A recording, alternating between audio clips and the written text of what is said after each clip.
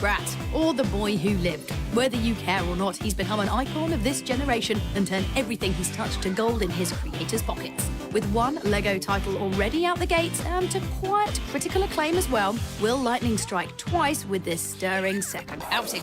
Here's our review of LEGO Harry Potter Years 5 to 7.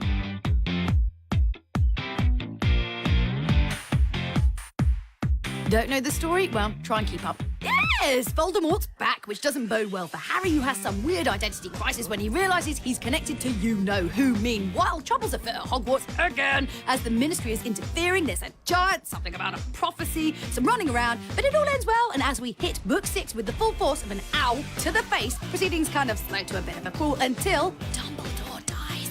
Sorry, I know spoilers, but who cares? We're on Book 7 now, and Voldemort has completely taken over, which is, you know, totally rubbish. Harry hunts for something called the Horcruxes, which doesn't sound quite right. Ron gets with Hermione, Hogwarts is blown up, and finally, Voldemort does everybody a favour and just dies. The end.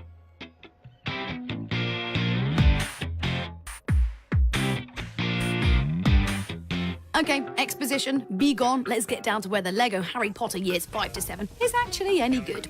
Mercifully, it is. Building on the successes of Years 1 to 4, this second LEGO iteration of the Boy Wonder is perhaps the best marriage of franchise to LEGO yet. And it's all down to the simplest of wizarding tools, the wand. The wand simplifies even further the core experience that LEGO has always provided, which is construction and destruction. Stop trying to fool yourself. All the LEGO games have ever been about, really, is, you know, smashing stuff up and building insane contraptions out of the rubble. And that mechanic has never been better than in LEGO Harry Potter Years 5 to 7.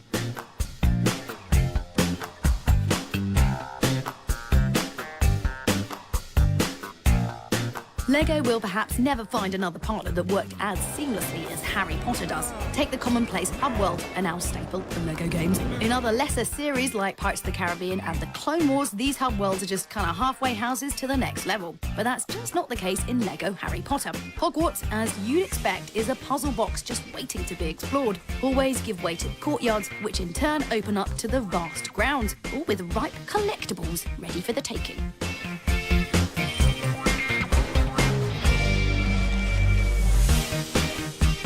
But if you'd played the first LEGO Potter, you'd know that already.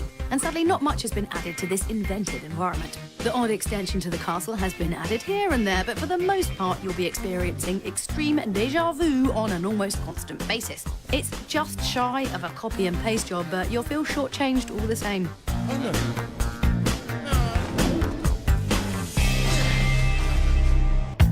But despite Potter's lazy updating of its central game world, Years 5 to 7 features an impressive roster of new features. For starters, there's a staggering improvement in the direction of those magic movie moments. An early set piece from the Order of the Phoenix, seeing Harry and his entourage flying over London landmarks along the Thames, is both viscerally exciting and infectiously fun. And then there's the new dueling system, which on the surface is shallow and simple, yet, well, I mean, it is just shallow and simple. But at least it suitably recreates the excitement of the film's duels, and there's lots of pretty colours.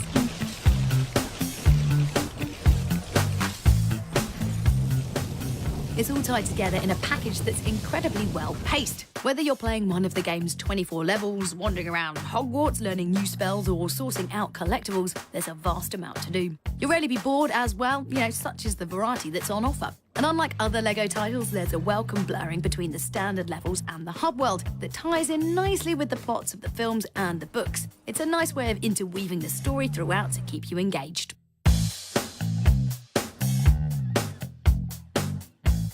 What we're left with after playing LEGO Potter Years 5 to 7 is perhaps the best LEGO game in the series. And with series like Lord of the Rings and potentially Toy Story up for the LEGO treatment, we can only hope they can take Potter as the benchmark, because the bespectable Boy Wonder has it set pretty darn high.